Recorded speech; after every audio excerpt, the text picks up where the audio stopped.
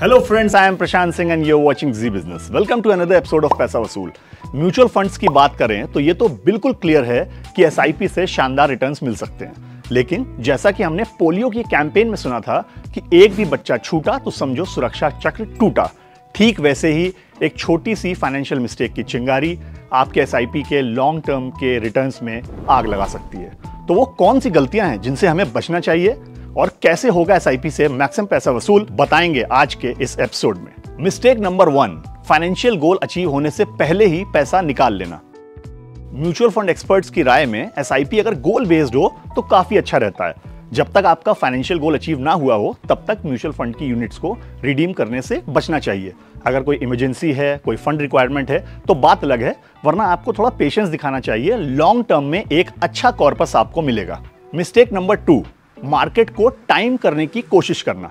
कई सारे mutual fund investors market को टाइम करने की कोशिश करते हैं, यानी कि जब मार्केट लो होता है तो एंट्री ले लेते हैं और जब मार्केट अप होता है तो एग्जिट ले लेते हैं। ये काफी कॉम्प्लिकेटेड और ट्रिकी प्रोसेस है और साथ ही इसका बेनिफिट भी आपको बहुत ज्यादा नहीं मिलेगा। इससे हमें बचना चाहिए। एसआईपी को कंटिन्यू रखें चाहे मार्केट कैसा भी हो। Mistake number 3, close ended mutual funds को सेलेक्ट करना। Close ended mutual fund schemes को लेने से आपको बचना चाहिए, एक्सेप्ट ईएलएसएस ऑप्शन, क्योंकि ईएलएसएस एक टैक्स सेविंग ऑप्शन है और इसमें लॉक इन 3 साल का होता है। जब आप close ended mutual fund scheme लेते हैं तो आप लॉक इन के गेम में फंस जाते हैं। कई बार आपको फंड रिक्वायरमेंट होती है, इमरजेंसी होती है, बहुत बार आपका फंड अच्छा परफॉर्म नहीं करता, आप एग्जिट लेना चाहते हैं, लेकिन क्लोज एंडेड के केस में आप ऐसा नहीं कर पाएंगे, आप लॉक इन के गेम में फंस जाएंगे। इसलिए इससे भी आपको बचना चाहिए। मिस्टेक नंबर 4, कोई रिसर्च नहीं करना, सुनी सुनाई बातों पे म्यूचुअल फंड ले लेना।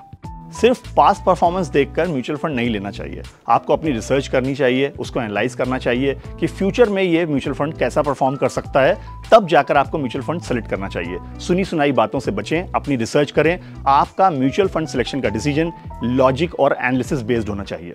Mistake number 5, volatile market conditions में घबरा कर एसआईपी को रोक देना। वोलेटाइल मार्केट कंडीशंस में कभी भी एसआईपी को बंद नहीं करना चाहिए। बहुत सारे म्यूचुअल फंड इन्वेस्टर्स मार्केट जब खराब होता है, मार्केट धड़ाम होता है तो उसमें घबरा कर अपनी एसआईपी रोक देते हैं। ऐसा बिल्कुल भी ना करें। जब आप एसआईपी कंटिन्यू करते हैं तो आपको रूपी कॉस्ट एवरेजिंग का फायदा मिलता है, यानी कि जब मार्केट लो होगा तो यूनिट ज्यादा मिलेंगी और जब मार्केट अप होगा तो यूनिट कम मिलेंगी। लेकिन लॉन्ग टर्म में रूपी कॉस्ट एवरेजिंग से आपका उतार चढ़ाव बैलेंस आउट हो जाता है। और सबसे बड़ी बात, जब आप मार्केट में लंबे समय तक बने रहते हैं, एसआईपी जारी रखते हैं, उतार चढ़ाव मार्केट के सब देख लेते हैं, तो आपको पावर ऑफ कंपाउंडिंग का फायदा मिलता है, यानी कि जो आप इन्वेस्टमेंट करते हैं उस पर आपको कंपाउंड इंटरेस्ट मिलता है। अब आइए एक कैलकुलेशन बेस्ड एग्जांपल से समझते हैं कि अगर आप एसआईपी कंटिन्यू रखते हैं लंबे समय तक तो आपको rupee cost averaging, power of compounding, इन सब के फायदे से कितना जबरदस्त रिटर्न मिल सकता है। अगर आप 5,000 रुपए मंथली एसआईपी में इन्वेस्ट करते हैं और 5 साल के लिए एसआईपी करते हैं तो आप टोटल पैसा देते हैं करीबन 3 लाख रुपए, लेकिन आपको रिटर्न मिलेगा 4,12,000 रुपए, यानी कि करीबन 1,12,000 रुपए का फायदा। अब अगर आप यही अमाउंट यानी कि 5,000 15 साल के लिए डालेंगे तो आपका टोटल अमाउंट होगा 9 लाख रुपए, लेकिन आपको जो रिटर्न टोटल कॉर्पस मिलेगा वो मिलेगा 25 लाख रुपए, यानी कि 16 लाख का रिटर्न। तो देखिए, समय और पेशेंस और मार्केट में बने रहना आपके लिए कितना फायदेमंद साबित हो सकता है एसआईपी में लॉन्ग टर्म में। तो अगर आप ये 5 फाइनेंशियल मिस्टेक्स करने से बच गए तो लॉन्ग टर्म में एसआईपी के जरिए आपको अमीर बनने से कोई ताकत नहीं रोक सकती।